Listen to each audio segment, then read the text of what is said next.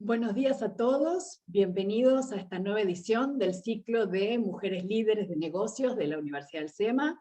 Mi nombre es María Alegre y coordino este ciclo, como así también algunos de los programas académicos que la Universidad del SEMA tiene para impulsar y acompañar el desarrollo empresarial de las mujeres, como el programa Next Board, que organizamos con WCD, KPMG y la Bolsa de Comercio de Buenos Aires, y lo que lanzamos hoy, el nuevo programa Level Up, desarrollado en conjunto con el HSBC, bajo el paraguas de lo que es Mujeres al Mundo, y con Mercer, con el objetivo de brindar herramientas para que esas mujeres con ambición que quieren dar un próximo paso en su desarrollo profesional puedan tener todas las herramientas para hacerlo. Es en ese marco que la Universidad del SEMA creó ya hace 2 años este ciclo de mujeres líderes, donde lo que buscamos es acercar periódicamente mujeres talentosas que nos vienen a contar de lo que hacen, de lo que es su expertise, sus áreas de desarrollo, de influencia, de ejercicio profesional, bajo el lema de Mujeres que Inspiran. Acá buscamos desde ya inspirar igualmente a mujeres y varones, visibilizando el talento de mujeres que demuestran que se puede, porque lo hacen todos los días, que habrá desafíos, que nadie duda que los hay, pero bueno, son testimonio de que se pueden hacer grandes cosas y que hay un lugar destacado para las mujeres en el mundo de los negocios modernos. Es en ese marco que hoy tengo el enorme placer de recibir a Fabiana Gado. Fabiana es la CEO de Conferri, nos va a estar hablando sobre el líder disruptivo que se requiere en el mundo actual. Y bueno, antes de darle la palabra, la voy a presentar brevemente, desde ya que su currículum es muy extenso, pero bajándolo a unas pocas líneas, les puedo contar que Fabiana es licenciada en Ciencias de la Educación de la UBA, tiene un Master of Arts in Human Resources and Education en la Universidad de Boston, en Estados Unidos. Además de ser actualmente la CEO de Conferri, tenemos el enorme placer de tenerla como profesora en la casa, porque enseña en el MBA de la Universidad del SEMA. Como parte de su experiencia directiva, es miembro de Women Corporate Directors, WCD, y directora externa del board de la empresa Sura. Previamente fue socia fundadora de InGrow Consulting.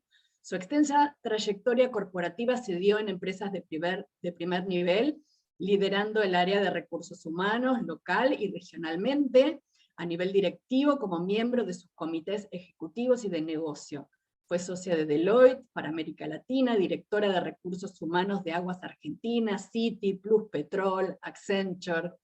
Es autora de varios libros, por ejemplo, Desarrollo y Coaching de Mujeres Líderes, de 2013, Dilemas, la gestión del talento en tiempos de cambio, ambos de Editorial Guernica, Mujeres y Transiciones de Carrera, de la editorial del Consejo de Ciencias Económicas. Adicionalmente, bueno, es docente de grado y posgrado en muchas instituciones, y tiene cantidad de publicaciones de todo tipo en las áreas de su especialidad. Así que bueno, ese es el lujito que nos damos hoy, de tener el gusto de recibir a Fabiana hablando de un tema tan relevante como es qué necesitamos en materia de liderazgo en estos tiempos tan disruptivos y tan particulares que estamos viendo. Bienvenida, Fabiana, muchísimas gracias, te escuchamos.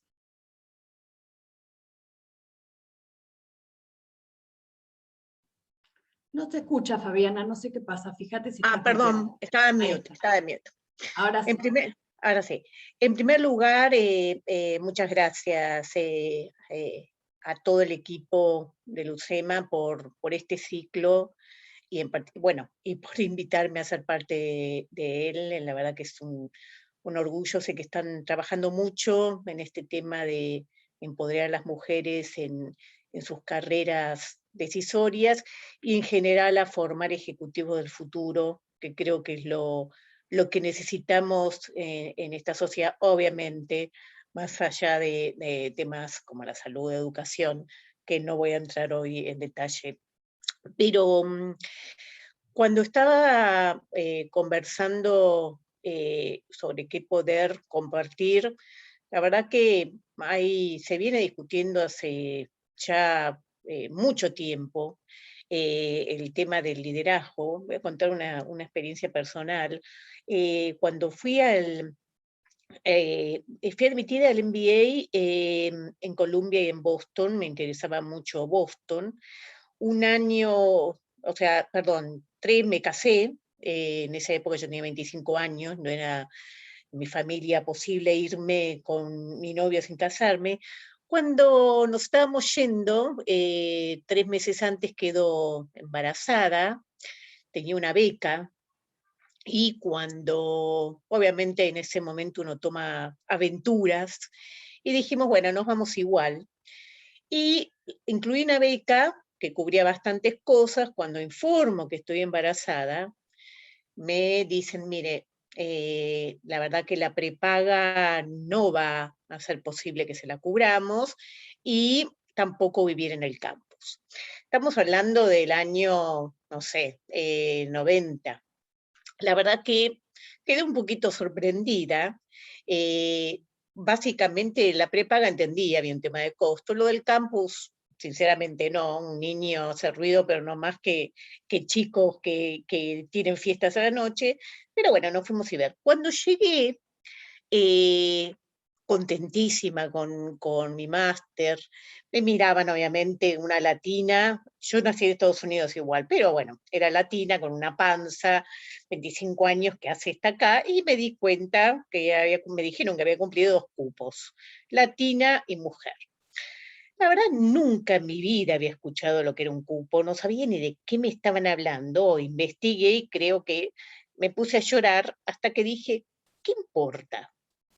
Tengo las competencias, tengo las capacidades, me habrán admitido por algo más. Pero bueno, voy a lucharla y de eso se trata. Creo que parte de lo que vivimos como líderes, y ahora lo digo 30 años atrás, de 30 años, porque nació mi hijo hace 30 años, eh, creo que de eso se trata. Vivimos un contexto que no tengo que describirlo porque todos lo conocen, ¿no? Absolutamente disruptivo, donde yo creo que hay un solo desafío, que es lo imprevisible. Y esto lo hemos vivido en este año y medio fundamentalmente. No sabemos qué va a pasar, pero sí sabemos que contamos con capacidades, contamos, nosotros de Conferri definimos 4 factores: las competencias, lo que son los aspectos traits, los aspectos que son más de personalidad, la experiencia, y un factor muy relevante que un poco pondera fuertemente, que son los drivers, las motivaciones. Y creo que en este contexto de desafío de imprevisibilidad, básicamente potenciarnos en todo esto es una de las claves. El último año, y no voy a decir nada que no conozcan antes de entrar en profundidad en el tema, hemos vivido, ustedes han vivido, todos hemos vivido una transición donde la prioridad inicial claramente era los costos, sobrevivir, la salud, o sea, lo humano, y la virtualidad. Y después se ha avanzado en temas como, bueno, ¿qué organización necesito? ¿Cómo dar una mejor experiencia a mis clientes y a mis empleados? Si tengo el potencial que necesito, si tengo la cultura y los valores requeridos, y obviamente si tengo los líderes. En ese contexto, Deloitte hizo una investigación le diría, inversores, socios, inversores, accionistas, preguntándoles cómo veían el contexto y cuáles eran las claves para sobrevivir y crecer. En esta investigación, el 67% de los encuestados consideró que los líderes que ellos ven en el pipeline de empresas en las que invierten o apuntan a invertir, no fitea con el futuro del negocio que aspiran.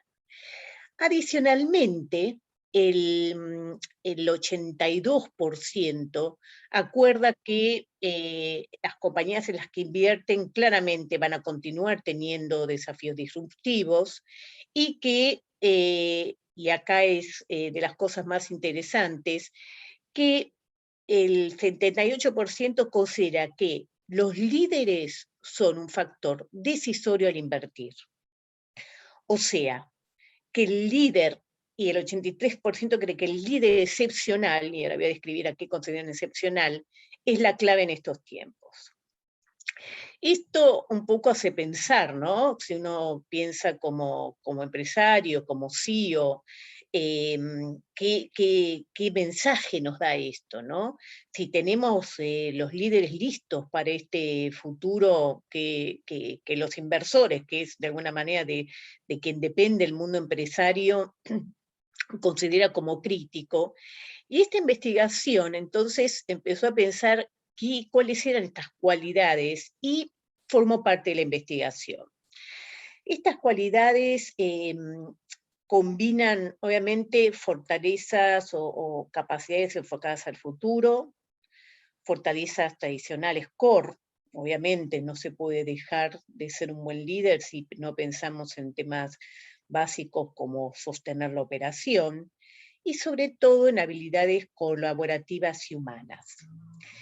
Básicamente son 3 ejes que ellos, y a partir de, no ellos, pero el resultado de la investigación hemos definido, es el líder autodisruptivo, porque no es que solamente responde a un contexto disruptivo, sino que puede empezar a partir de la propia reflexión, con 3 ejes: ser ágil, ser digital, y yo creo que una de las, para mí, ¿no?, desde mi rol muy relevante, es ser inclusivo.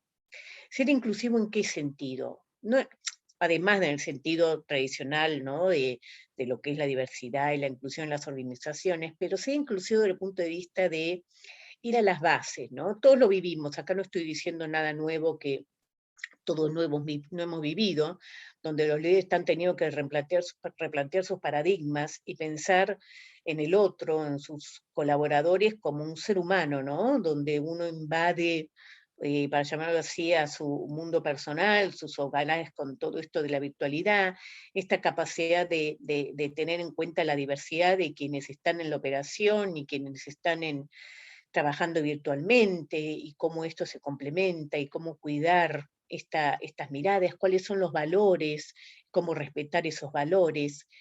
Y esto se desglosó, o lo hemos desglosado, en 5 competencias, que lo llamamos ADAPT por las siglas, ¿no?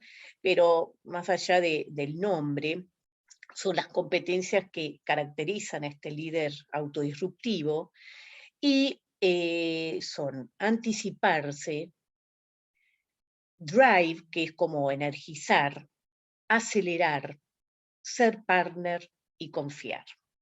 Déjenme profundizar 2 minutos en cada uno. Anticiparse no necesariamente desde el punto de vista solamente emocional, sino también con agilidad analítica, ¿no? El tema de la agilidad, que bueno, es un concepto que muchos conocerán o no, que es propio de propiedad intelectual de Conferri, que es la agilidad de aprendizaje, sino también desde el punto de vista de agilidad analítica, agilidad emocional, agilidad de cambio y agilidad social, ¿no? Y esto combina la agilidad de aprendizaje. Y anticiparse a brindar una dirección clara, un propósito, porque como líderes tenemos esa gran responsabilidad, ¿no? Poder dar independencia, poder empoderar, pero también dar una dirección que no existe, o sea, cómo dar una dirección sobre algo que es imprevisible, pero aún así poder ser transparente y de alguna manera mostrar que hay muchas variables que no se dominan, pero otras sí, o por lo menos parcialmente, ¿no? El segundo factor del drive está vinculado con, como les dije antes, con energizar, que es justamente generar un sentido de propósito. ¿Cuál es el sentido de contribución? En un contexto que genera tanta angustia, tanta ansiedad, tanta, digamos, incomodidad, porque toca, a diferencia de otras crisis, toca la parte más esencial del ser humano, que es la salud, pero sumado en nuestro país con temas vinculados a lo económico y social. ¿Cómo ayudar a que uno pueda, o sea, los líderes, cómo ayudar a que la gente se pueda conectar, hacer una pausa y conectarse con algo que está más allá de esa angustia que rodea? El tercer factor es acelerar. ¿Qué significa acelerar? ¿Puedo tener los procesos ya previstos antes de lanzarlos? ¿Puedo tener de alguna manera la estrategia elaborada para antes de implementarla y comunicarla? Implica tener en realidad un flujo de conocimiento muy ágil que permita usar simplemente prototipos, tomar riesgos. No, a ver, es el ejemplo que todos conocen, ¿no? En este caso en particular, y no voy a decir nada nuevo. ¿Cuántas empresas han hecho business cases durante meses sobre cómo trabajar virtualmente? De un día a otro se estaba trabajando, ¿no?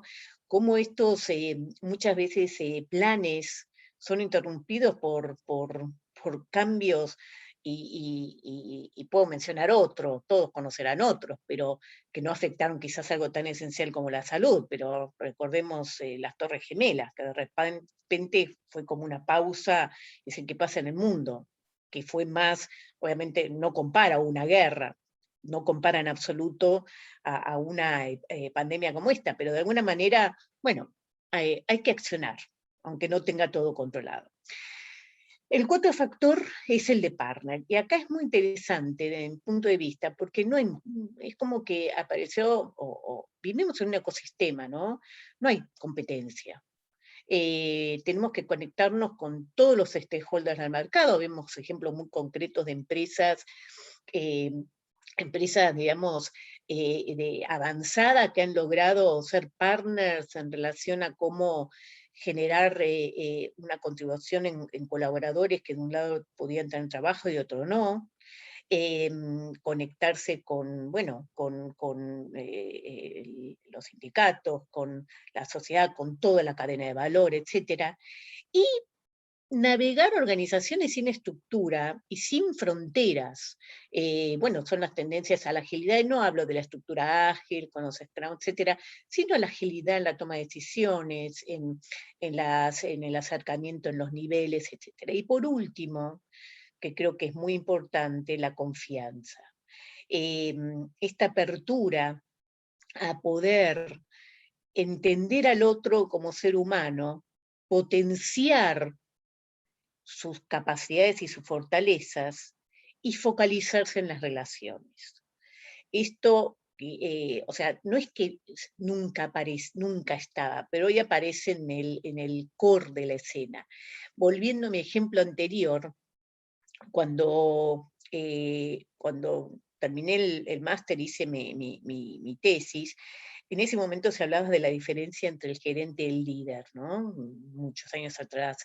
Después, bueno, ya pasó a ser parte del día a día y no se habló más, pero uno de los temas que a mí me parecía más interesante, no voy a entrar en profundidad, pero uno de ellos me daba la impresión que cuando hablábamos se hablaba del líder, había muchas cualidades que estaban muy vinculadas con aspectos más de personalidad esenciales de la mujer, pero más allá de esto se hablaba, ¿no?, de lo emocional, y esto se siguió estudiando durante años, ¿no?, la inteligencia emocional, la inteligencia social, pero acá es como un momento donde paramos y dijimos, es real, ¿no? Tenemos que conectarnos con el otro desde lo más básico, en las relaciones, en las emociones, en sus vivencias, en sus tristezas, sus angustias y también en sus oportunidades.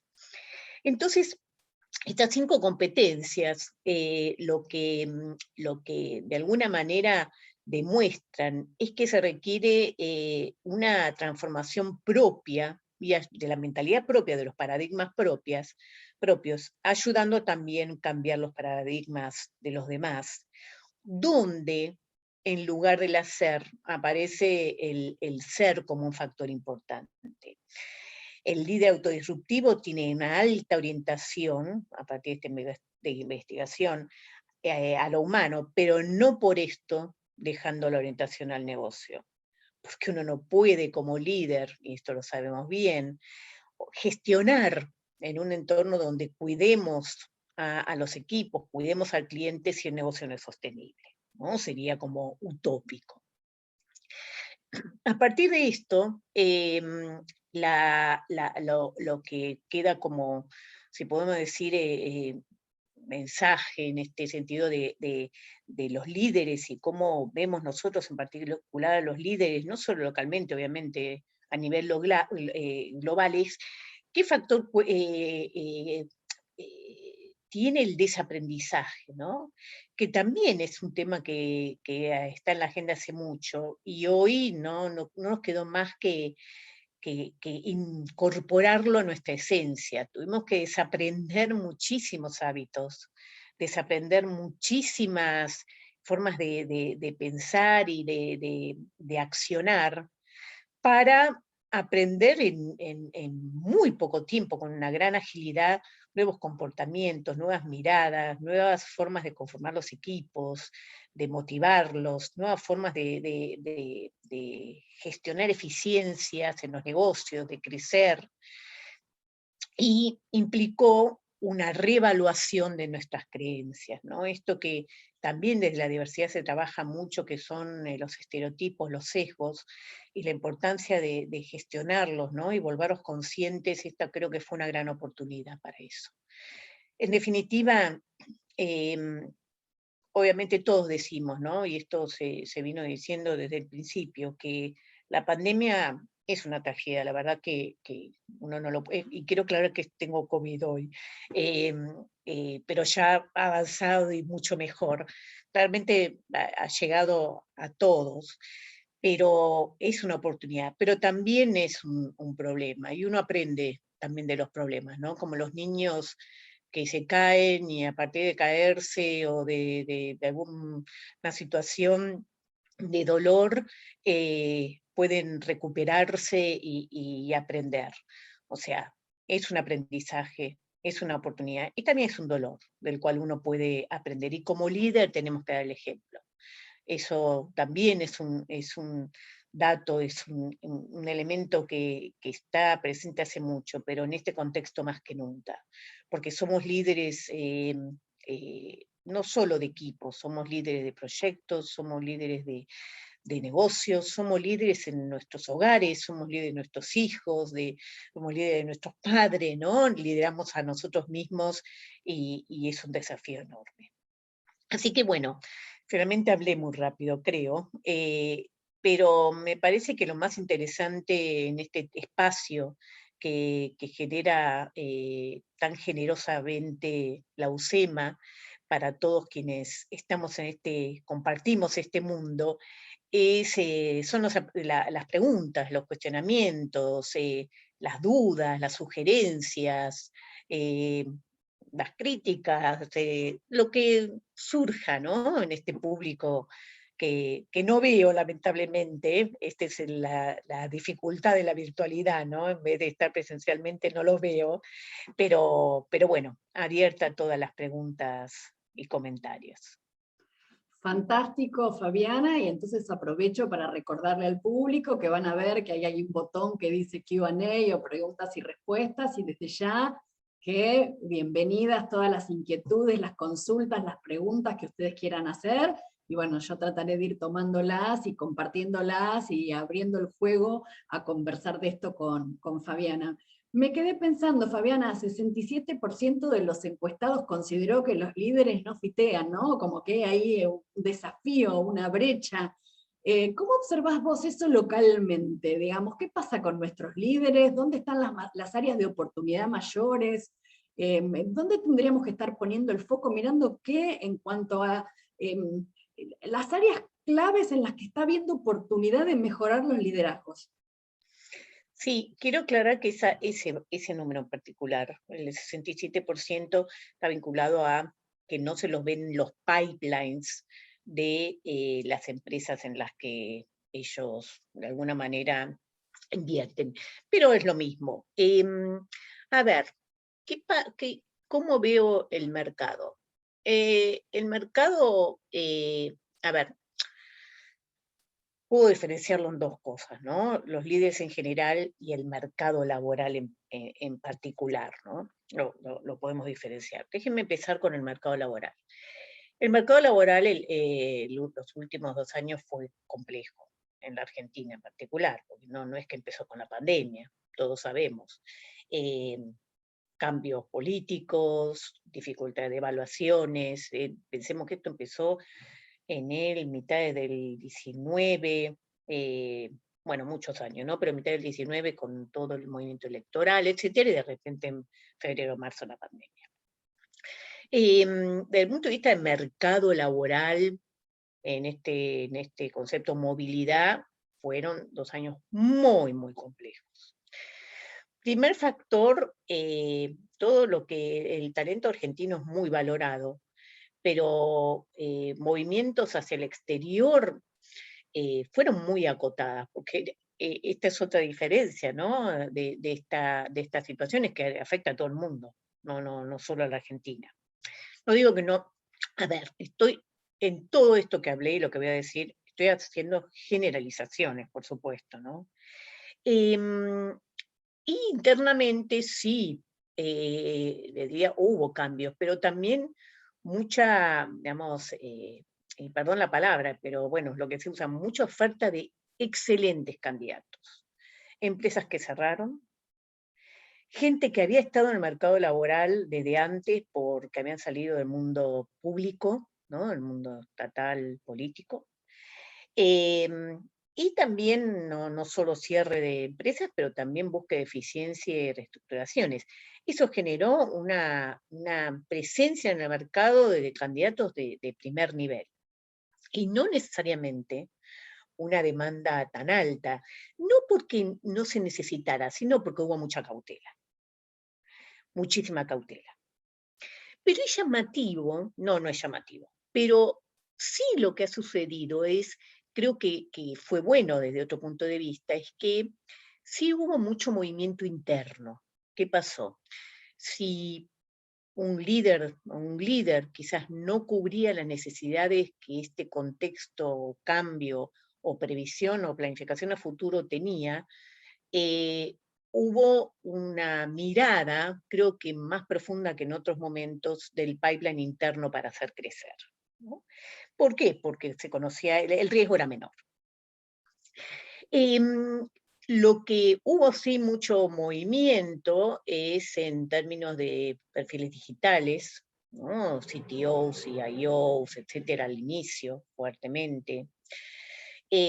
Mucho vinculado a supply chain y operaciones. Después empezó a moverse toda la parte financiera, ¿no? De eficiencia, perdón, y operaciones, quiero decir, o sea, supply chain desde el punto de vista de todo lo que es el abastecimiento, ¿no? Que fue un tema muy importante desde el punto de vista del consumo masivo, de esto también desde el punto de vista de la manera diferente de compra.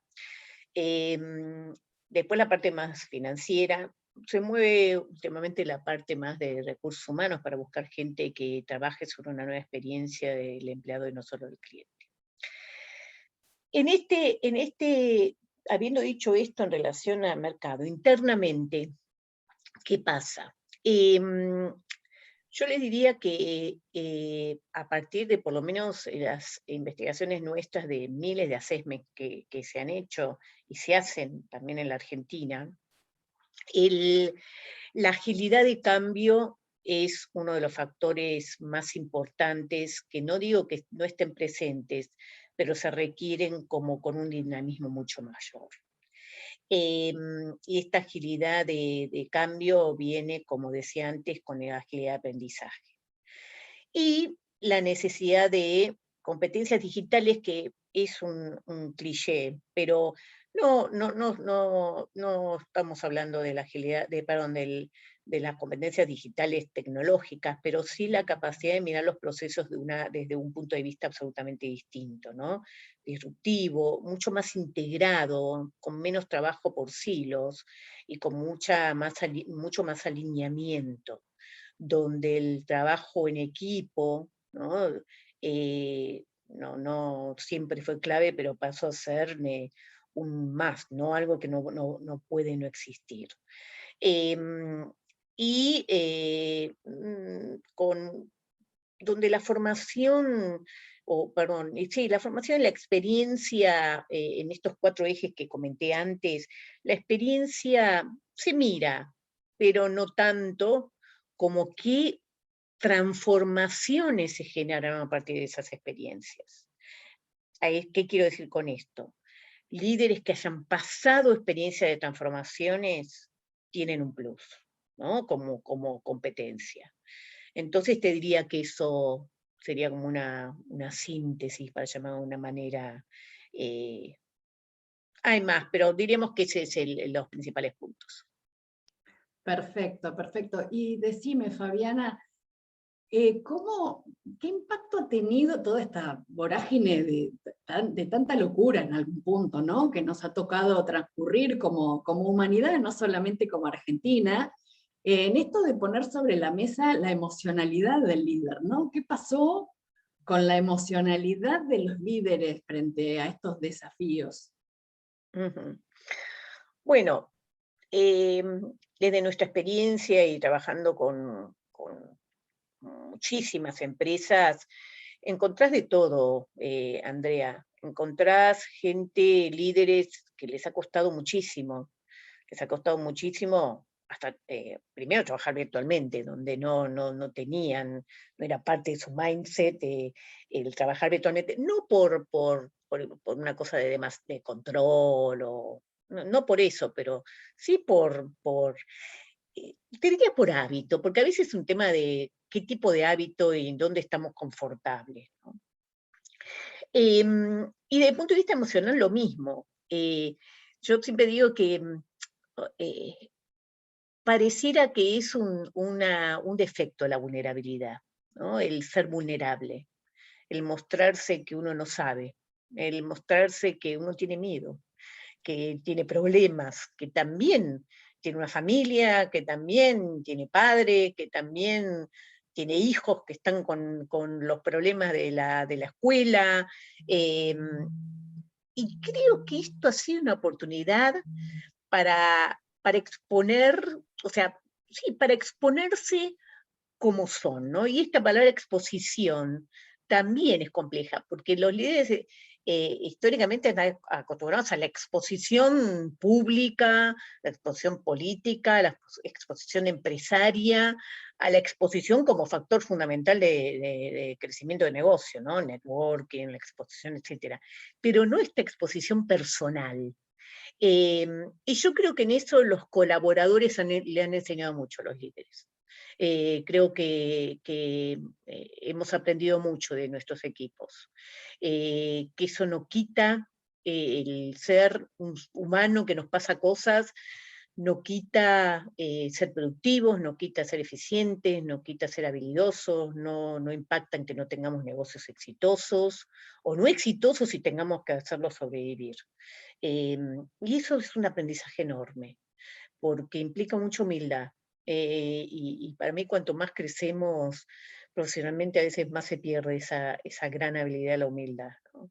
Y que también necesitamos ayuda. Los líderes están dando cuenta que solos no se puede en un contexto tan complejo, donde la ayuda es un valor. Y bueno, creo que en ese sentido ha sido un aprendizaje fantástico. Y espero que quede, ¿no? Yo creo que sí, porque ese tipo de cosas no se desaprende tan rápidamente. Creo bueno, que va a ser un factor que espero de los factores buenos que queden de esto, sea sostenible en el tiempo. Acá Adriana Calvo hace una pregunta muy interesante, pide tu opinión sobre si las universidades en las carreras de grado debieran trabajar más en el desarrollo de estas competencias ADAPT, o si esto es algo que se tiene que desarrollar posteriormente, como generalmente ocurre, como en el mundo del trabajo, ¿no? Primero, hola Adriana. Adriana, una gran colega durante años en Deloitte, a la que quiero personalmente, y además le debo un café. Iba a ser presencialmente, Adriana, lo vamos a postergar y lo vamos a hacer virtualmente. A ver, ahora me perdí la pregunta, perdón. Pensé en Adriana y nuestra historia me olvidé. ¿Me puedes repetir? Ah, las universidades. Claro. Sí, las universidades. Y el rol para el desarrollo de estas competencias ADAPT, si eso se pudiera trabajar más desde la carrera de grado, ¿no? Yo creo que sí, obviamente. Se puede trabajar. Creo que el lugar donde mejor se trabaja es en el jardín de infantes. Sinceramente, el juego es un... No quiero ser... estudié ciencia de educación, así que no quiero entrar en el tema del aprendizaje, pero creo que donde más uno desarrolla esto es en los primeros años de escolaridad, y después se viene perdiendo un poquito con la exigencia académica, deportiva, informática, etcétera. Pero contestando exactamente la pregunta, yo creo que sí, claramente. A ver, pero no como, no como asignatura, no necesariamente como asignatura en sí misma. Uno puede tener una asignatura de inteligencia emocional, ¿no? Que creo que hay en muchos lugares, en muchas instituciones, pero creo que el desafío es embeberlo en la metodología de enseñanza y aprendizaje. El ayudar o embeber en las carreras de grado y de posgrado una modalidad de aprendizaje donde realmente el error sea válido, donde realmente se trabaje sobre aquellas cosas que no controlamos, qué cosas no controlamos, sobre lo imprevisible, sobre la colaboración, déjeme otra experiencia. Yo fui a una escuela, a una secundaria muy particular en esa época, eh, que bueno, no importa, era laico humanista, se le llamaba, donde nos decían que la libertad de uno comienza donde empieza la libertad del otro. No había timbres, tampoco era demasiado liberal, pero, pero lo que nos enseñaban era cualquier materia, lo importante es tu juicio crítico. Lo importante es tu capacidad de análisis, lo importante es que involucres a otro cuando estás aprendiendo. Y creo, lo tomo como ejemplo, como hay muchas escuelas, ¿no? Pero esa fue mi experiencia personal. Creo que el punto es eso, ¿no? Embeberlo en las metodologías con que enseñamos. Y acá hay un desafío enorme de los docentes. O sea que te diría el revés. El punto es cómo formamos o cómo se forman los docentes. Creo que ahí hay un elemento importante que podemos trabajar. Porque muchas veces, con todo el respeto, porque soy docente universitaria, los docentes universitarios muchas veces somos elegidos por lo que sabemos y no por cómo enseñamos. Y creo que ese es, no digo todos, pero creo que es un punto que tenemos que pensar. Bueno, aprovecho y agrego que definitivamente lo intentamos, no sé qué tanto sale, pero que lo tenemos como prioridad y que le ponemos garra a tratar de lograrlo, doy testimonio, digamos, ¿no? Lo sé. Por eso dije no en todos los casos, no en todos los casos, claramente. pero lo sé. Bueno, acá hay un comentario de Cecilia que lo voy a leer porque es un poco largo. Dice, también como líder de proyecto, de equipo, ¿cómo dialogan las grandes empresas transnacionales que siguen siendo más conservadoras de fondo para conocer este liderazgo, para reconocer o para dar lugar a este liderazgo disruptivo desde perfiles que por ahí están más preparados desde lo emocional? Bueno, pero que no necesariamente encaja con como la estructura o esa rigidez que tienen las grandes corporaciones, ¿no? Que más enfocadas en la eficiencia.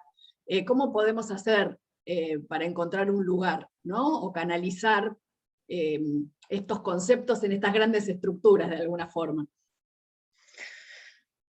Bueno, a ver, no tengo la respuesta, no tengo una Perdón, receta, y ¿eh? dice, ¿es algo de abajo hacia arriba, digamos? ¿Cómo es esto? Quiero aclarar que no tengo una receta con eso. Depende mucho de cada compañía. Yo creo que hubo un cambio, obviamente depende, a ver, acá hay varios factores. Depende de la industria, ¿no? Porque hay industrias que son más conservadoras que otras y tiene que ser así. Por ejemplo, si tienen alta precisión, si depende, bueno, mucho. La industria es clave. Segundo, obviamente el origen, ¿no? No es lo mismo una empresa oriental que una empresa occidental. Creo que eso es un tema importante. No es lo mismo una empresa que lleva 100 años, siendo 100 años exitosa, que una startup. Hoy los startups digitales son aquellos que tienen una mayor agilidad para transformarse permanentemente. Yo creo que estas grandes empresas que tienen quizás estructuras como más, digamos, estables y que cambiar sus procedimientos les lleva más tiempo, no es que van a cambiar radicalmente, pero creo que sí se empezaron a cuestionar algunos aspectos, ¿no? O algunas dimensiones. Y también creo que, sinceramente creo, que las grandes corporaciones tienden a una cosa de mayor, como se dice tradicionalmente, localización, ¿no? Especialmente en este contexto. Por lo menos lo que yo he visto en grandes empresas es que la pandemia es global, pero cómo impacta es local. Si cierro la oficina o no la cierro. Si le doy algún beneficio adicional a la empresa, al empleado en función de este contexto o no, etcétera. Mi percepción, no generalizada, pero muchas, es que ha tenido que haber obligatoriamente cierta adaptación local en muchas. Pero, habiendo dicho esto, sabemos que los cambios empiezan por cada uno. Sí, uno tiene la burocracia, la política, de que para hacer un gasto tenés que pedir autorización o para ingresar a alguien o lo que fuere, como muchas corporaciones, pero esto de lo humano, esto de poder adaptarse, de confiar, de trabajar colaborativamente con todos los stakeholders, empieza por cada uno, ¿no?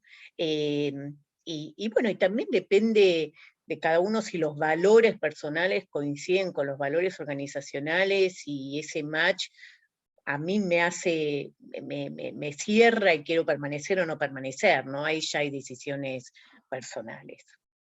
No sé si respondí, pero bueno, una reflexión. Sí, no, recontra respondiste y muy interesante tu respuesta, ¿no? Y me quedo con esa idea de, bueno, digamos, todos tenemos la responsabilidad de generar en nuestro ámbito de influencia esas dinámicas, estos factores del liderazgo disruptivo, y bueno, parte de eso será liderar un poco algún jefe o alguna autoridad en casa matriz o lo que fuera, y habrá límites con los que no se puede, pero siempre hay un espacio de acción enorme en el cual uno se da vuelta y con su equipo tiene de todo para poner en juego de lo que vos acabas de desarrollar. Te hago otra Perdón, pregunta. Sí, perdón, por y, favor. y- y dijiste una palabra que me resonó, que es el tema de responsabilidad, ¿no? Porque se usa una palabra que hoy está en la agenda de todo el mundo. Somos todos responsables de cuidarnos, somos todos responsables, cosa que es real, ¿no? No digo, pero es una palabra que tenemos que tener cuidado de no sobreusarla, ¿no?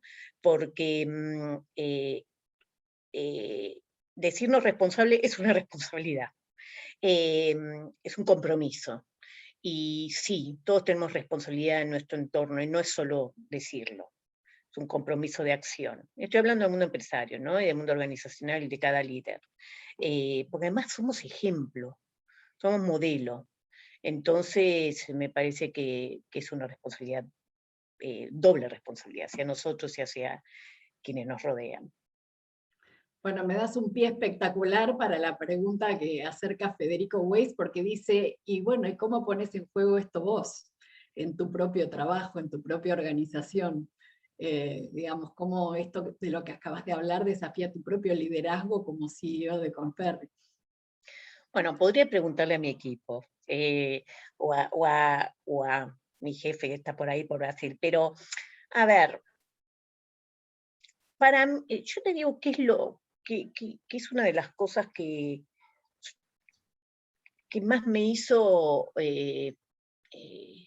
como reflexionar sobre mí misma como líder. Estoy hablando primero como líder de equipo, después voy a ir como líder de negocio. Soy una mujer muy ansiosa, muy impaciente, muy exigente conmigo mismo y por lo tanto con mi equipo, pero trato de hacerlo fundamentalmente conmigo mismo. Y aprendí que acá la ansiedad no funciona. Entonces, me costó horrores, ¿no? Me cuesta horrores, y les voy a ser franca, ya hace como 10 días tengo COVID, y los primeros días la pasé muy mal. Y yo creo que me ha bajado un poco los decibeles y entender que realmente hay que tener más, bajar la ansiedad y ser más paciente, porque hay que ser paciente. Hay que ser tolerante. Y yo creo que desde mi punto de vista como líder,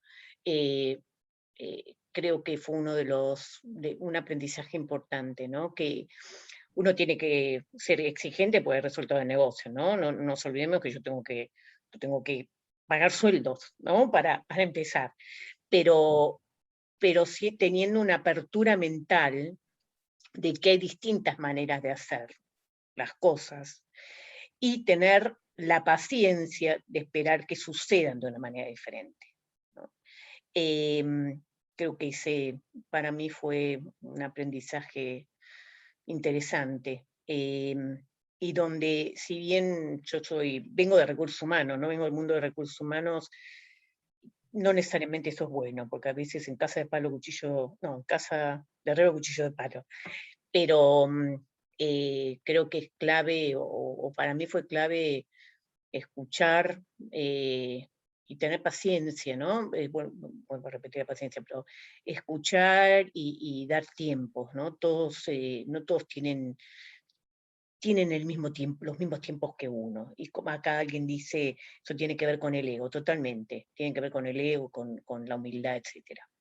Y desde el punto de vista de negocio, creo que acá la clave, desde mi punto de vista, nosotros, por suerte, somos una compañía donde previamente ya se había invertido mucho, crecimos por compra de propiedades intelectuales, históricamente es conocida como Hunter, pero no necesariamente es el principal ingreso, nuestro principal ingreso es la parte de consultoría, y nos hemos digitalizado mucho, pero creo que acá la clave fue también escuchar a nuestros clientes y adaptar, volviéndolo para adaptar, muchas de nuestras soluciones a la realidad del cliente y estar al lado de ellos, aun cuando no hay negocio. Porque un partner, y vuelvo a la palabra partner de la ADAPT, está en las buenas y en las malas, ¿no? Y creo que desde el punto de vista de negocio, a mí en particular me ayudó porque también me ayudó a aprender, ¿no? Creo que parte y voy a repetir la palabra, del aprendizaje de este proceso fue aprender más, ¿no? De nosotros, de nuestros equipos y de nuestros clientes y proveedores. Perdón, y voy a agregar una cosa, tengo 3 hijos maravillosos. Uno está casado, está haciendo un máster en Yale, el otro trabaja, tiene 28 años, y uno tiene 19 y está estudiando. Empezó su año el año pasado, o sea, empezó la carrera en virtualidad, pero fue interesante en la cuarentena la convivencia con el más chico y el del medio, que después se fue a vivir solo, y creo que también y no digo, porque yo soy muy respetuosa de la diversidad, no por el tema de los hijos, pero creo que los chicos también en este contexto donde tuvimos que compartir tanto con ellos, sobrinos o no importa quiénes, nos han ayudado mucho a esto que decía de tener apertura a aprender, ¿no? De que no todo está dado para siempre. No, nada es para siempre, ¿no? Como dice un hijo mío, nada es para siempre, todo cambia, así que bueno, eso. Bueno, excelente, porque además engancha justo con lo que te quería preguntar, que es que, bueno, es un dato de la realidad, que la mayoría de los líderes, digamos, los que están en posiciones de número uno, o están en los boards, digamos, en los altos niveles de decisión de las empresas, son como de nuestra generación, digamos, ¿no? O sea, hay como una impronta generacional. ¿Qué desafíos tiene esta generación de líderes respecto de, bueno, digamos, lo que pueden haber sido sus mentores, aquella gente con la que se formaron y sus equipos, la gente con la que viene en el pipeline y que viene con una cabeza tan diferente? Aquí ya no es nuestra generación para empezar, porque acá podemos debatirlo. Yo soy mayor que vos, pero quiero... No a por ver, mucho, te lo juro. bueno, pero vamos a Estamos entender ahí. qué generación... A ver, no, no, es una broma. Vos sabés que una cosa que sí me sorprende, no me sorprende, no, para nada, no es que me sorprende, pero tengo, una cosa a mirar con cuidado es que cada vez tenemos más, hay más, y a mí me alegra eso, ¿no? Hay más CEOs y primeros niveles jóvenes, por lo menos más jóvenes. Creo que eso responde a varios factores. Entre ellos que hay muchas empresas nuevas, ¿no? Todas estas empresas high-tech nuevas, igual también contratan gente con experiencia para complementar, ¿no? Pero te diría que hay generaciones más jóvenes que están entrando en estos roles decisorios, y creo que es bueno, ¿no? Porque es un complemento para mirar las organizaciones de otro lugar, porque traen competencias no necesariamente distintas, pero, no sé, complementarias o diferentes. ¿Cuál era la pregunta, Andrea? Perdón, porque me quedé con el tema de las nuevas generaciones. No, que cómo ves los desafíos de liderazgo de esta generación, digamos, de líderes, si querés, de gente que tiene, no sé, 50, 60, Ok, digamos, que está ok, como sí, sí, en esa franja entendí. Sí, etaria. sí, sí, sí. eh, Ahora entendí que aquella más nuestra generación, no sé, pero, a ver, em, me parece que esta generación tiene un asset que no puede dejar de lado. Hemos vivido crisis. Hemos vivido situaciones complejísimas, no como esta, vuelvo a decir, porque acá hay salud de por medio, pero hemos vivido situaciones muy complejas. Y hablo de nuestro país, en el mundo también, pero hablemos de nuestro país. Y creo que nuevas generaciones no necesariamente las han vivido, no todas los jóvenes. Entonces me parece que eso es un valor que tenemos que potenciar, y es un valor que podemos, no con soberbia, al contrario, con una humildad enorme, poder compartir, no que fue bueno, que se hizo bien, sino que también que se hizo mal, ¿no? Porque a veces, justamente, como decían en un comentario, por el ego transmitimos las historias de éxito. No, compartamos historias de fracaso, qué cosas no fueron buenas, qué cosas no se hicieron bien. Y creo que eso es algo que podemos como transmitir. Hemos vivido crisis, hemos vivido situaciones, tenemos una capacidad para sobrevivir enorme, y creo que eso puede ser un elemento interesante para compartir con los más jóvenes. Bueno, Fabiana, ha sido un placer. Agradezco muchísimo que nos hayas acompañado hoy. De por sí, en cualquier situación estaría más que agradecida, pero especialmente viendo que estás saliendo de una enfermedad y todavía como en la última colita de tu recuperación, así que has hecho un esfuerzo muy importante para no fallarnos y para estar hoy aquí con nosotros. Muchas gracias por eso, ha sido un placer escucharte, creo que hemos reflexionado, hemos aprendido, nos llevamos un montón de cuestiones para seguir masticando de lo que han sido tus palabras hoy aquí. No sé si hay algún mensaje con el que vos quieras cerrar. A mí siempre me gusta, bueno, que la invitada pueda tener de alguna manera la última palabra, algo que vos nos quieras dejar como reflexión final. Mira, hay una frase de Einstein que a mí me encanta, que es, la mente es como un paracaídas, que solo funciona cuando se abre. Es una frase maravillosa, y mira que tiene años, ¿no? Y como mensaje, a ver, si yo quisiera, yo te diría cómo me gustaría ser recordada desde el punto de vista laboral, como una profesional que ha hecho lo mejor para que sus equipos crezcan, para que puedan sacar lo mejor de ellos mismos, para que puedan potenciar todas sus capacidades y crecer. Creo que eso es un mensaje para los líderes, ¿no? Nuestra misión es hacer crecer a los demás y no protagonizar. Y me parece que, bueno, es un desafío.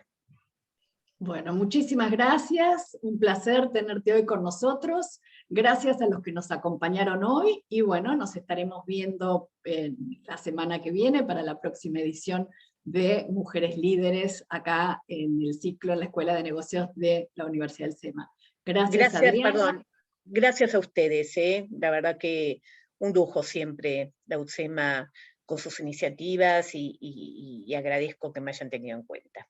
Y a todo el público, los participantes que mucho los conozco, así que la verdad ojalá podamos la próxima hacerlo presencialmente, abrazarnos, típico argentino, abrazarnos y bueno, ya va a llegar. Ya va a llegar, claro que sí. Bueno, un abrazo enorme, saludos a todos y nos estaremos viendo en la próxima. Buenos días.